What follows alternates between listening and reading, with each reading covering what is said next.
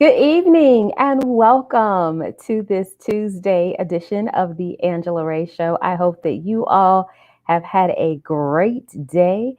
It is we're just one day into the new month and 2 days into the week, and boy, I'm beginning to feel it already. For all of you who are catching tonight's broadcast on the replay, thank you so much for hanging out with the Angela Ray Show and for supporting what we do here, which is just telling great stories. For those of you who will be watching live, you know what to do. I always ask you to slide into the comments and do something. So tonight, today is traditionally Taco Tuesday. I don't know how many people are doing Taco Tuesday at home, or for those who have already started to venture out and eat out, if you're doing Taco Tuesday out and about. But I would love to know. Let me know.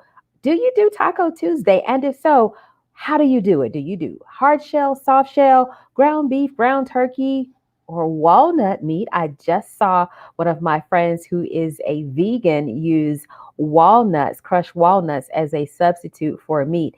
And I admit I was thinking about trying it this week. I was not brave enough to do that yet, but I definitely will. I've been adding 2 meatless days, minimum of one, but most weeks, 2 meatless days to my diet each week. And so for one of my meatless days this week, I just may go ahead and try that walnut meat taco. So yes, it is Taco Tuesday. Again, once you get on the broadcast, for those of you who will be watching live, let me know. Do you do Taco Tuesday? And if so, how do you do it? What is your fancy? As always with the Angela Ray Show, we get the party started with our Ray of Motivation moment. And for tonight's Ray of Motivation moment, I just want to remind you that you can start again. You can start again. I was looking at one of my fellow actors and actually a fellow Carolina girl, fellow soror, actually a fellow chapter soror, by the name of Janora, talking about getting back to working out, that she had started her journey maybe about 3 weeks ago and kicked it off and then didn't do anything for about a week. So she was getting back on that journey on today at the beginning of the month. And so oftentimes there are things that we want to do, there are things that we feel we should be doing, there are things that we know will benefit us, but there are challenges that come along the way. Everything from time management to crises to pandemics to just balancing new things, new priorities that emerge in our lives. And so just because you have to start over doesn't mean that you've lost the battle. You can definitely start over anytime you need to and get back in the game. As one of my boys,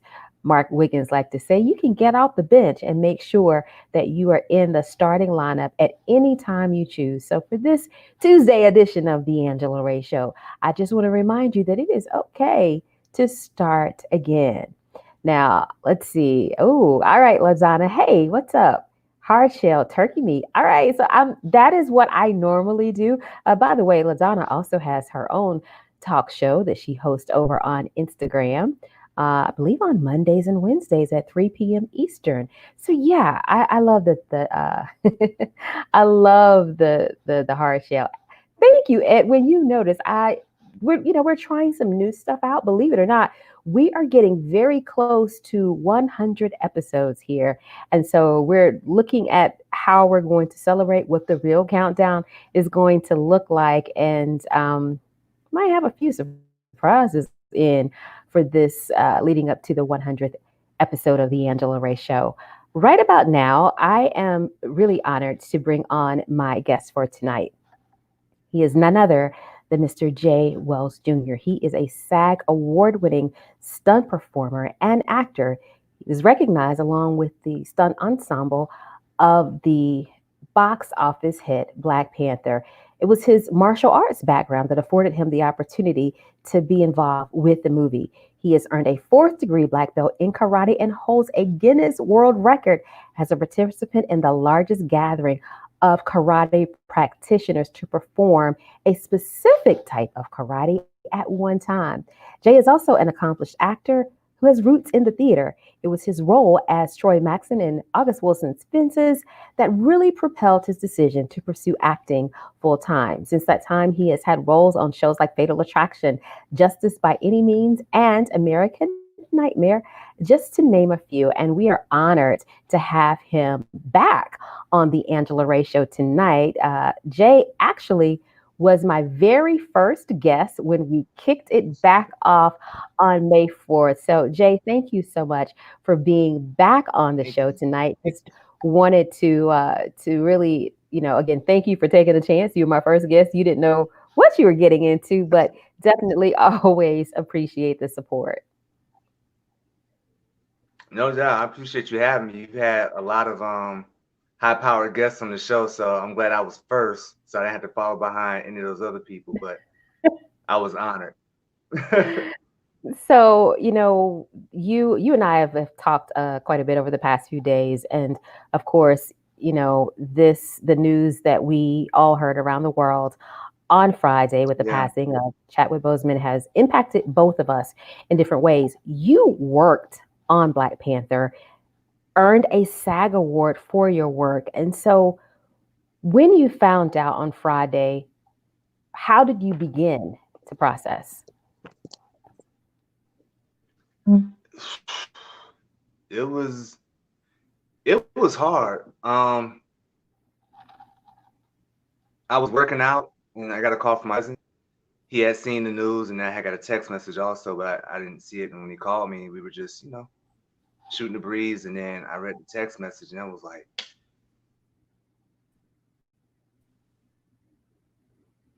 I couldn't believe it. It hit me. I went and looked, Googling just to make sure that it was indeed legit.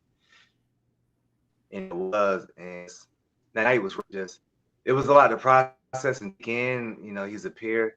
And we have this kind of weird connection because of Black Panther that I worked on. And his performance brought a lot of people to see it. And I benefited a lot from that production. And so we have a connection in that way. And it was just hard. I spent a lot of time talking to, friends and family over the weekend to, just kind of help me process why I was feeling so sad and what that was and everything that he meant. And he was a quality individual that meant a lot to me and others. His close friends and family, had a close relationship with him than I did. But however, even just being part of this project kind of tethering us together. Definitely. And, he has a martial arts background. You have a martial arts background.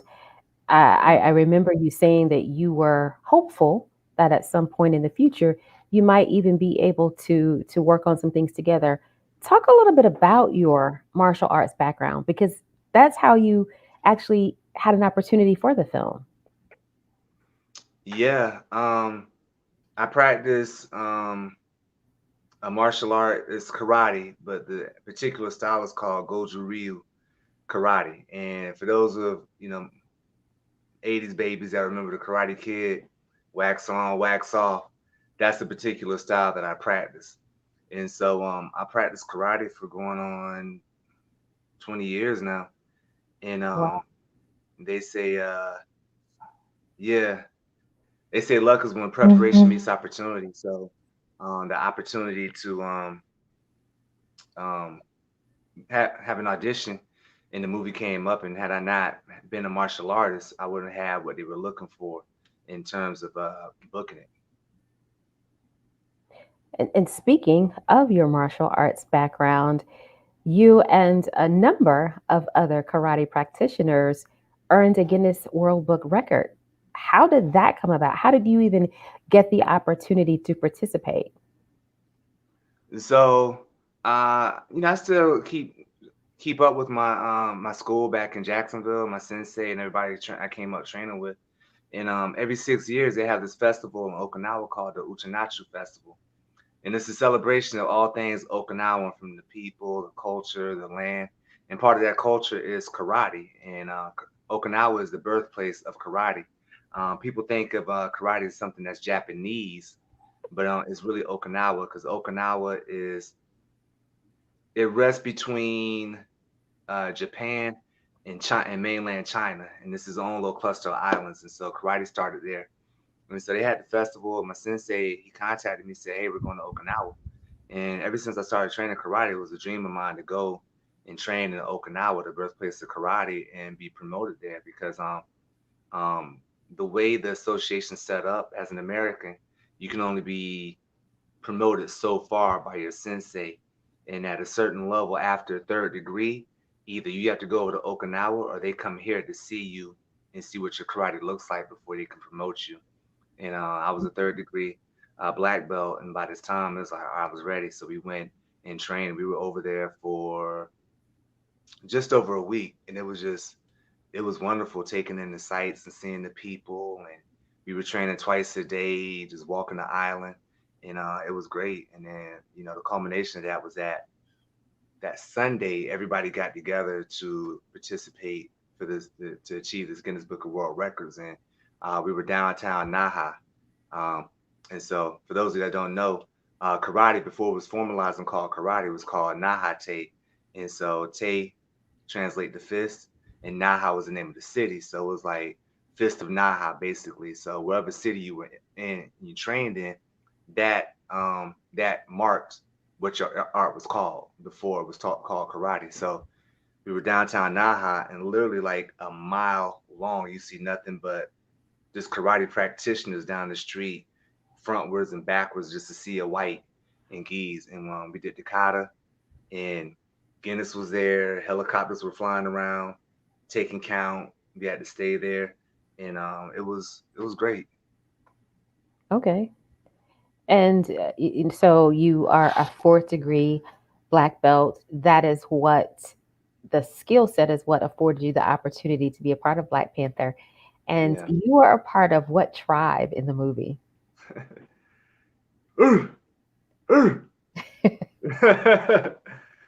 I was a part of the Jabari tribe, and Okay. so we were the tribe in the mountains, and it was just cool being a part of the mountain tribe. You know, they were the big burly, men, and so that's what was special for me. That I really had to earn my place in the tribe because I wasn't as big as the other guys, but I knew how to work the staff pretty proficiently, and so that was enough for me to be booked into it. Now, since Black Panther, you have been involved with a number of other projects. And when we last talked to you in May, you Mhm. were probably not doing a whole lot, like many actors, because of the shutdown. So, what did you do during that time before getting back to set? What filled your days? I just worked out. I'm not gonna say I'm an introvert, but I can be by myself. So, but I just took that time to just kind of focus, to kind of lock in. I did a lot of running, cardiovascular training. With the early reports of the coronavirus, one of the things that they said is that it attacks your cardiovascular system. So I wanted to make sure I was healthy as possible in terms of my lung strength and running and making sure I'm staying fit as possible. I use that time as a time of introspection. So um, I fasted. Um, I fasted for this is the longest time I fasted. I fasted for seven and a half days, just Hmm. straight water, just to kind of get mental clarity. Just clean my body out, clean my system out, and just really just seeking God during that period. And it was good. It's probably time for me to fast again. I don't know if I do 7 days, but I'll fast. But those are the things I did. I worked out, fasted, um, wrote a short film. Um, just I did things to keep myself busy. So just mainly just fine tuning myself and making sure I'm good for once everything starts opening back up and I'm ready. Hmm. So, I imagine you did not acquire the quarantine 15 that many people have acquired from a little extra eating during the pandemic that missed you No, completely. it missed me actually. That jump hit in reverse because that quarantine, I lost I lost what 17 pounds Oh, during my wow. fast. Okay. Yeah. Yeah, so that was actually in reverse. I'm like, I'm not gonna stuff my face while I'm in this house, and so worked out, ran fast, made sure I was good to go. Okay. And so you have had an opportunity to return to set now that some productions are back, by and large. there is a lot of pre-production going on and people are still trying to figure out what this new Yeah. normal will look like, but you've been back on set. So talk about that. So it's interesting now with the new protocols based off of quarantine, well, coronavirus and whatnot. So it's affected production because there's not as many people behind the camera as there was, not as many people in front of the camera because of social distancing and making sure people are safe. So they're really limiting the amount of people that work behind the camera and in front of it. So a lot of stuff is just you'll be seeing coming out in the future.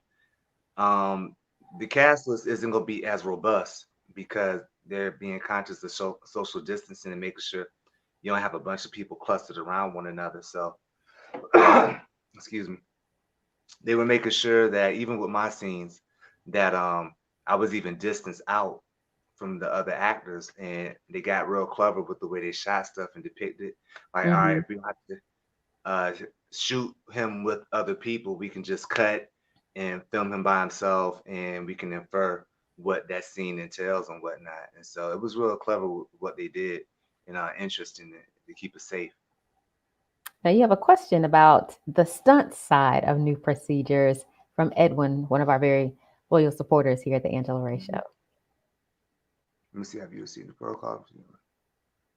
So that's interesting. So I was actually on a production meeting today. I'm working on a project where I'm going to be the stunt coordinator for it.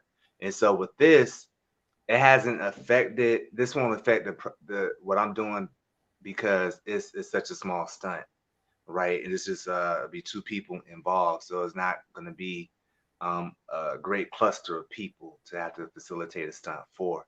They're going to be testing and everything to make sure people are good. And probably what we'll do also, we're adhere to just standard protocols for just acting that until the very last moment will be masked up, right? Mm. Until all right, rolling, crew will back away and it'll just be the actors, and then you'll take your mask off, do what you need to do, cut, mask back on, talk about it, and then reshoot it. And so that's more than likely is going to be our protocol in terms of stunts. Some of the stuff you can't avoid because, let's say, in terms of fight scenes, you're in close proximity with the person, right? And so, That is the follow-up question. So yeah, what he was, yeah, that's the follow-up question. What about about fight fight scenes, scenes? right? Everybody, pow, pow, pow. Everybody want to fight. So with that, it's gonna be interesting to see what the protocols are. Hmm. Um, it's gonna be the same thing with the fight scenes because there's a lot of talk. Nobody really knows how it is transmitted, but mask on up until we need to take it off, and then we shoot it just to kind of limit the potential air exposure from person to person that you'll come in contact with. And so that'll probably be the best process. But, we're trying to figure it out and trying to figure out how to do it in a safe way. So you've returned to set as an actor. You talked about some of those changes, but you mentioned that you wrote a short film script during the Yeah. pandemic. Now, I know you don't Mhm. want to give away everything, but can you at least tell us a little bit about it? What's the genre? What prompted you to write it? What prompted me to write it is everything that's going on. It's really, it's not, it's the piece is really socially conscious. I wrote it during it was over July, so a lot was going on with George Floyd, God rest his soul, was still fresh. People are out really, protesting hard in the streets, and I was affected by it, much like a lot of people. And so I was thinking about how can I lend my voice as an actor and as an artist to what's going on. So it was really born out of that short Okay. film. And so it's really socially conscious, and I feel it has like an ear to what's going on right now in this time period that we're living in. So it's really a right now piece. And so I was just talking with my co-star, and we're gonna start pre-production on that pretty soon so we can get it done and get it out, and um, um, keep your ear out to my social media. I'll be talking about it once it's ready and how to see it. And so one of the goals is to put out in the festivals and see what it does. Okay. So you have a short film under your belt. You are back on set as an Yeah. actor. You've already working in pre-production for a stunt coordinator position. Hmm. What else is coming down the pipeline for you? There's some other stuff in terms of like acting and stunts and fight scenes that I'm working on. I don't know if I'm permitted to talk about it And I now. understand that. Yeah, Loose I, lips think ship. So I know, right? But we were, promoting it, and we're seeing what's happening with it. So God willing, everything goes right, we'll have another project. I'll be doing some fight scenes and some choreography for, and just keeping the ball moving. Now, I know one thing that was released that I know you can talk about because we saw the trailer was the trailer for the film that E. Roger Mitchell was in, where you worked as a stunt coordinator. That Yeah, looks like it is very interesting. So, tell us a little bit about that project. that's Haswick, and so we did a big push for it. I think the trailer did what it was supposed to, and so we're just looking to see what happened with it. So um, we had a good response from the trailer, and so I don't have many details yet on that because they're still working out what they need to work on. But in terms of the trailer, I can't talk about what I did for it.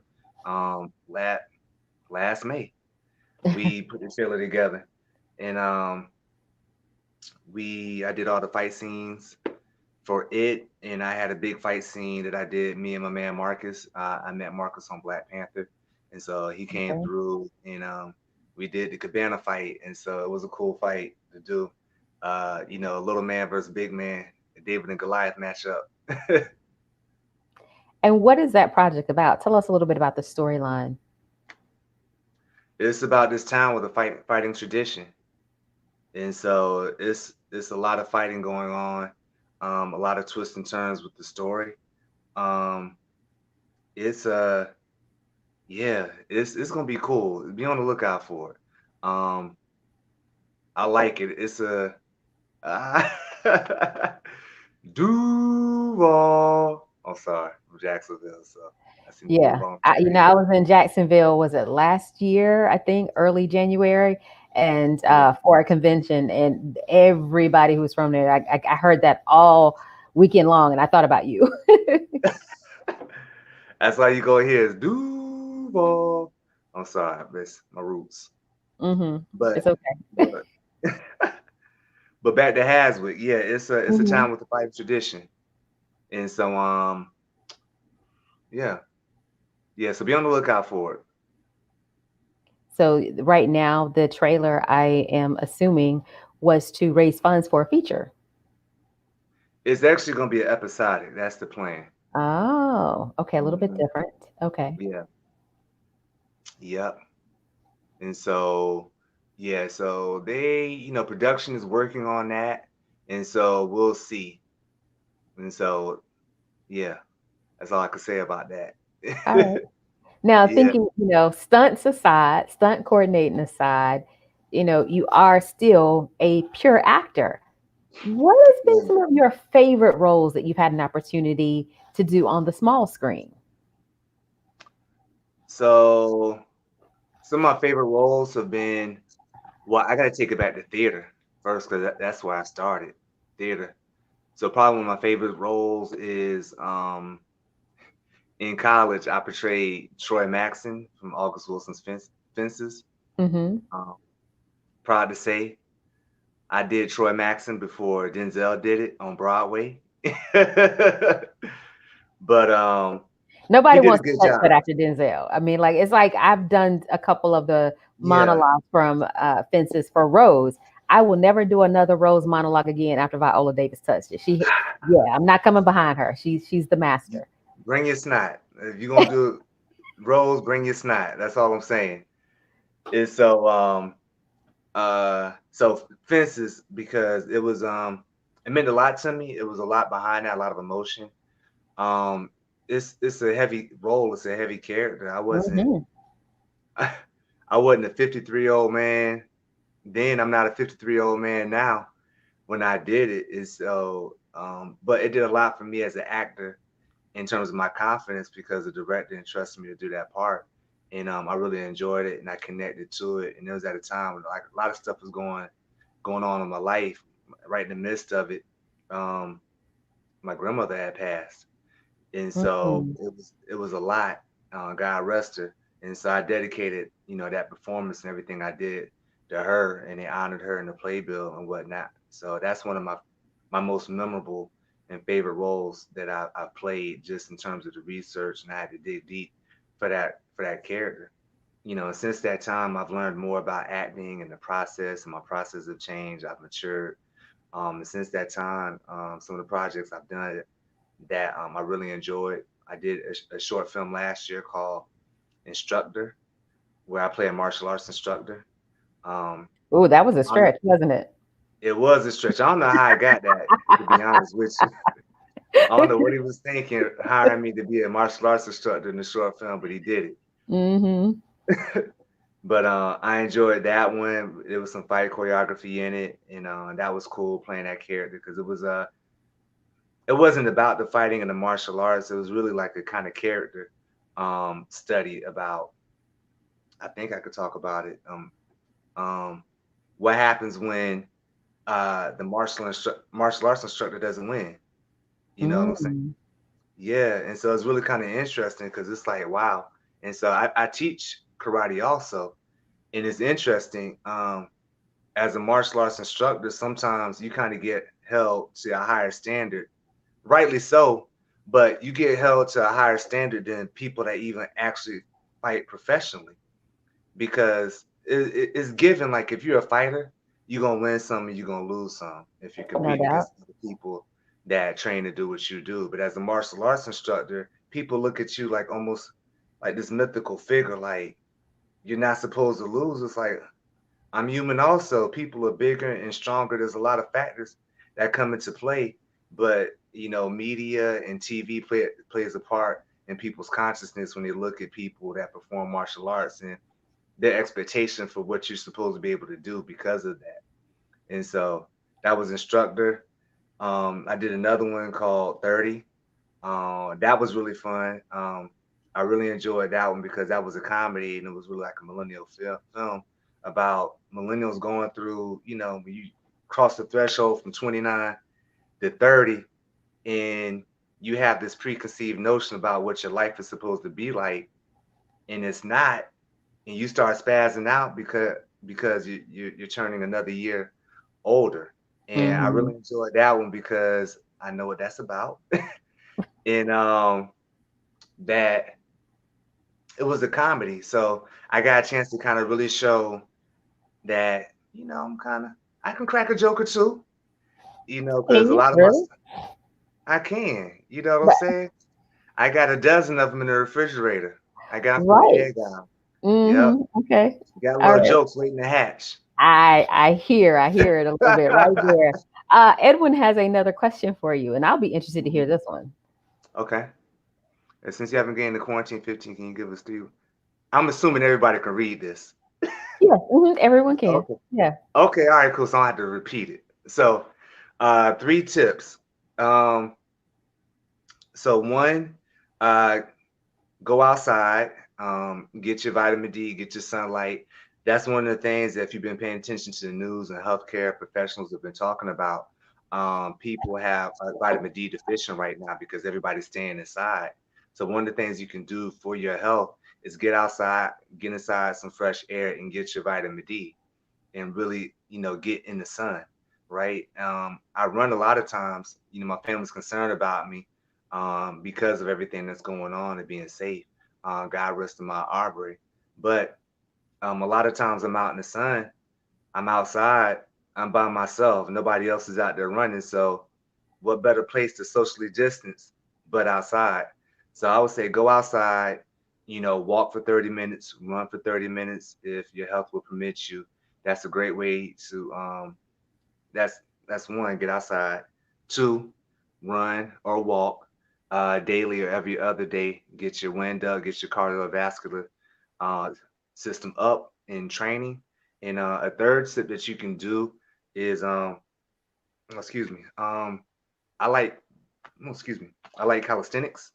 So push-ups, sit-up, squats. That's very simple to do. It doesn't require a gym. It doesn't require any equipment or anything. You can do a few sit-ups, push-ups, squats. You can do those things, and I would say, depending on what your fitness level is, start off small. I would say maybe 3 sets of 10 of each. 10 That's small. push-ups. I Maybe we should do like 3 sets of 4. No, I'm joking. Depending upon where we well, are in our depending on where fitness you at, journey. Yes. for like, but so I would say, see what you could do first. Okay. Just go down and see how many like real push-ups you can do first, right? Wait a minute. And Why do I feel like you judging me? Like that I was gonna do a girl push up. This was Edwin's question, not mine. what's my grandfather used to say, a hit dog will holler. I feel So attacked. no, I'm not coming for you. I'm answering Edward's question. So this is the Edward. So I don't know what his fitness level is. So see what you can do first, like real push-ups, right? Because I I gotta tell you, I see so many like when I'm teaching kids at the dojo, these kids, Cassandra, what's good? These kids have like the strongest necks because Okay. they they get in push-up position and their head be working and they let their arms be locked. It's like, so go Oh. down and push out, get that extension into your arm. Some of the real push-ups you can do. Sit-ups are real easy, or crunches. You can do those, sort of things. See what you can do. So let's say, uh, Hey, Antoine.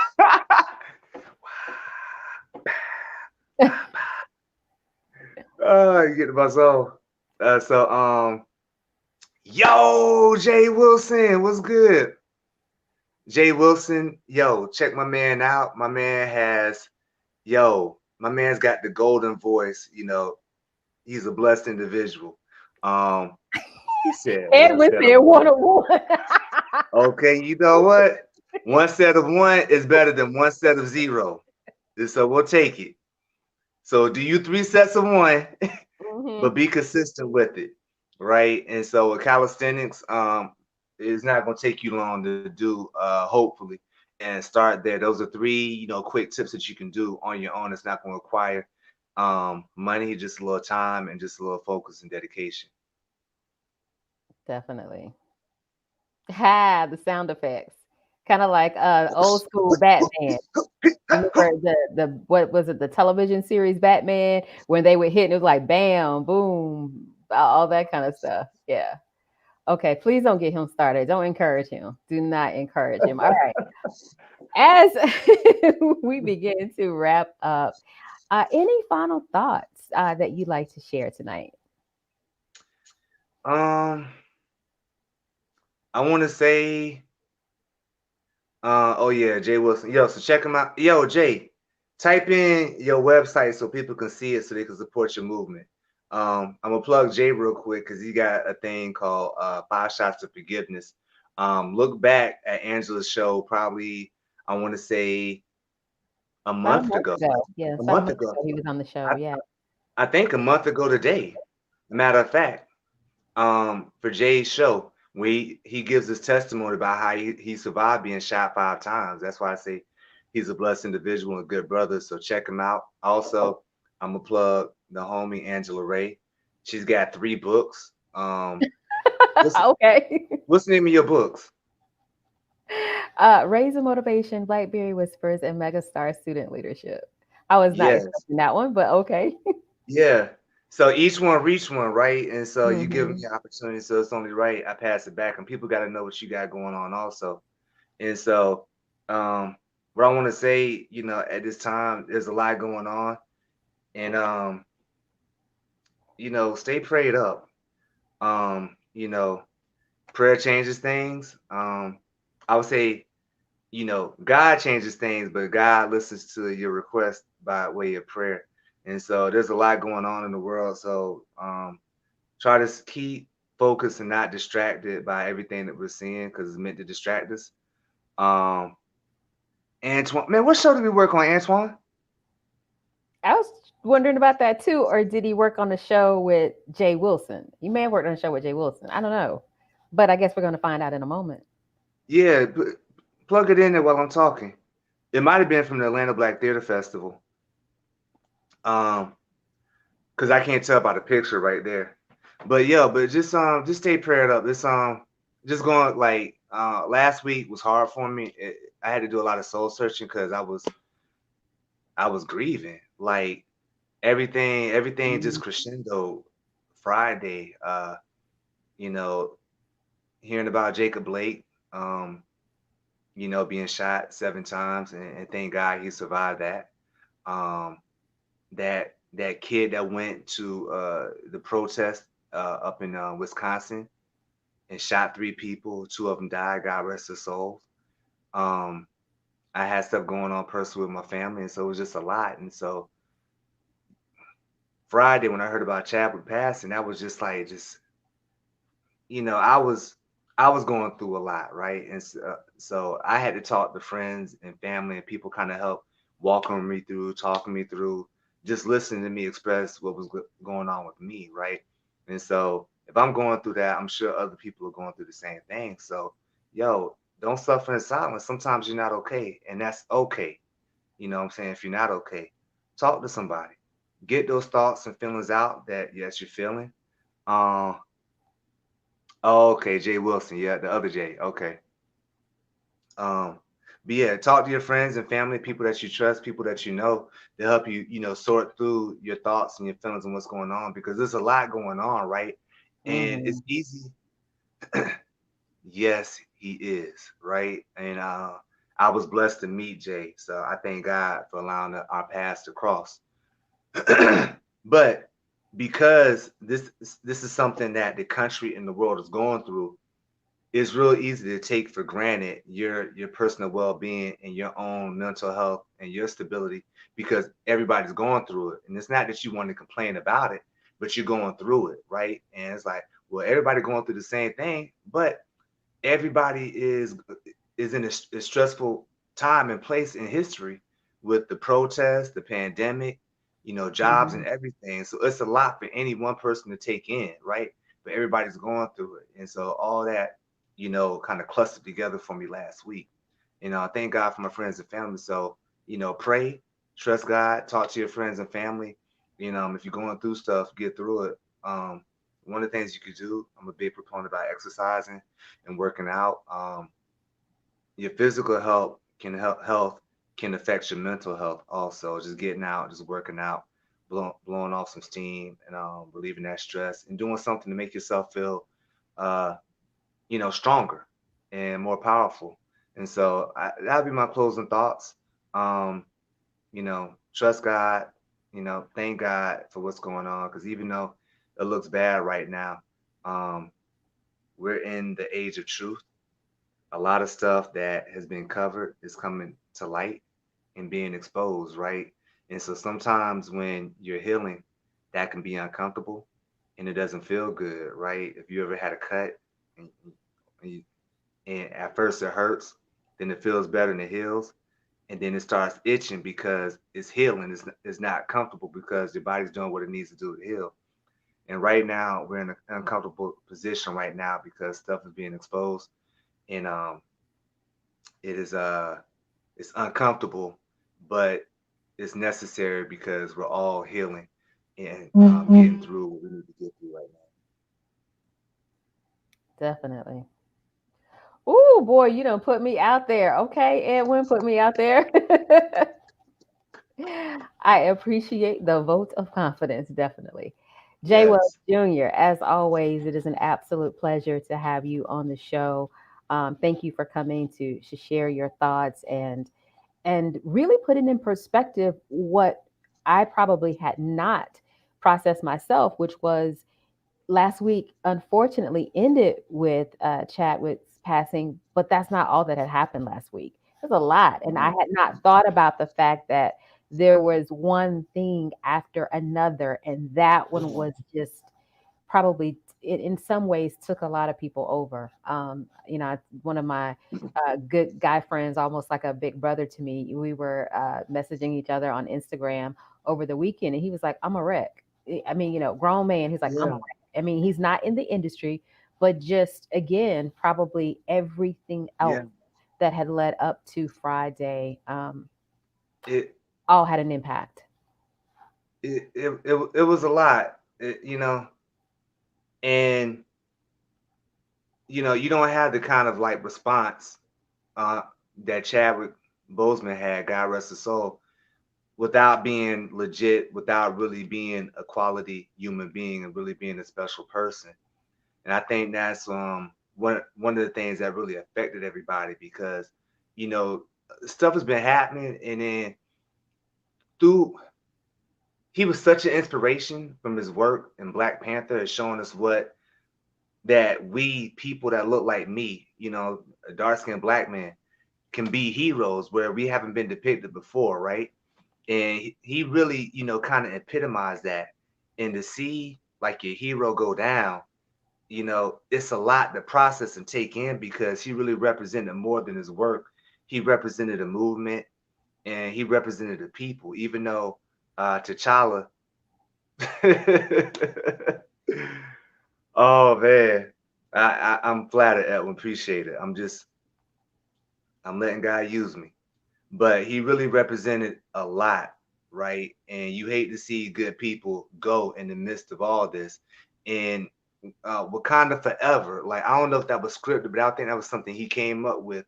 And even though this is a fictional character, a fictional saying, it represented something much more than that because he showed us our higher selves, our greatest potential in the fictional work of art. And it really was, even though it was a fictional movie and a comic book character in the Marvel universe, right? But it was really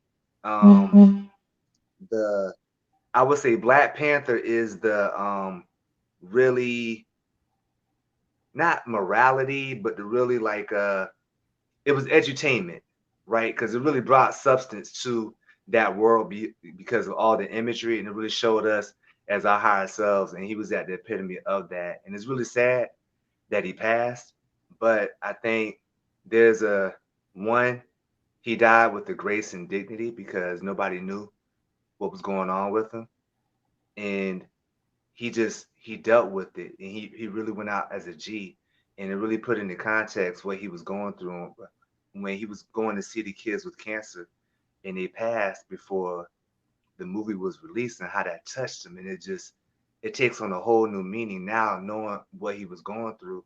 And I've been on set, you've been on set, and you know the focus that you have to have, right? And Yeah. we might just be tired going to set doing what we need to do. He was fighting for his life for the past 4 years and did probably arguably his best work while not 100%.